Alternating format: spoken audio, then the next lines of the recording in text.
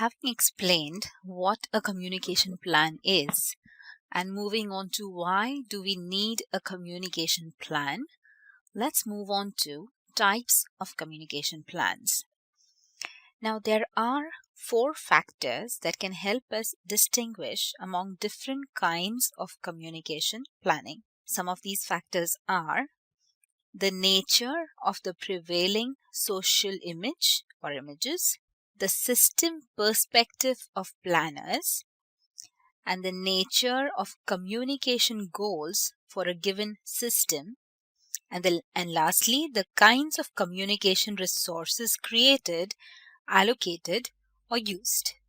A free and critical press may be a broad social goal under one kind of social image and not a goal at all in another society with a different social image. The persuasive processes of mass media may be used in support of individual competition under one social image or to help achieve social cooperation and solidarity in another. Okay, the way in which planners determine their system perspective flows at least in part from the prevailing social image, right? On the one hand, control-oriented societies tend to build a large centralized systems such as ministries to achieve social goals. Now, planners in these systems tend to have large system perspectives. On the other hand, planners in a consensus-oriented society with smaller decentralized systems will have a smaller system perspective. Correct? Now, social image also determines in very fundamental ways what kinds of communication resources are created and how they may be allocated or used. Sometimes this influence comes through goals, as our example with the free press illustrates.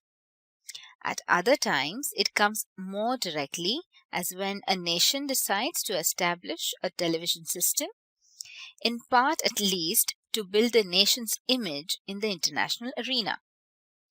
Finally, the system perspective of planners also affects the kind of communication resources utilized.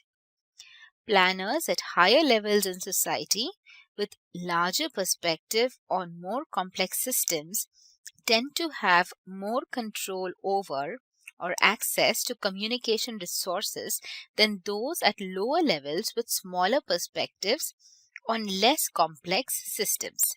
The national health campaign planners are likely to have better access to mass media than the village health worker, and each will plan differently because of the different access they have to communication resources of that type. So, taken together, these factors can be used to define different kinds of communication planning. In theory, we could carry out a very complex review of existing planning efforts using all of the 4 criteria. This would be a difficult task indeed, one beyond the scope of this chapter. Instead, we will focus on the 2 most concrete and practical factors, which is the nature of communication goals and the kind of communication resources created, allocated, or used. Okay, now these 2 factors will be the primary means through which we will distinguish among different planning types. In our discussion of these types, however, we will comment on the impact of social images and of the system perspective. Now, the 3 types of communication systems, that is point to point, okay, which would probably include telecommunications, postal communications, computer network, okay. Then you have the mass media press, radio, television, film, magazines, print, okay, and interpersonal one-to-one groups. Okay, they are relatively easily distinguished from one another. They correspond roughly to the way these resources are organized in real-world systems. Point-to-point communication systems comprise what we commonly call post and telecommunications. Now, these communication resources are most typically used to facilitate two-way communication between 2 points in the system. Example, say the participants in a telephone conversation, right? Now, the sender and the receiver of a letter, okay, this is again a two-way communication, 2 points, correct? A database and the user of a computer terminal, correct? In mass media systems, okay, they also share messages from a single source with many receivers, right? With a few exceptions, these systems are one way with little potential for interaction. Now, interpersonal systems, as the label implies, comprise those organized communication acts that take place directly between and among individuals. There are, of course, examples of overlap between these systems, such as mass mailings.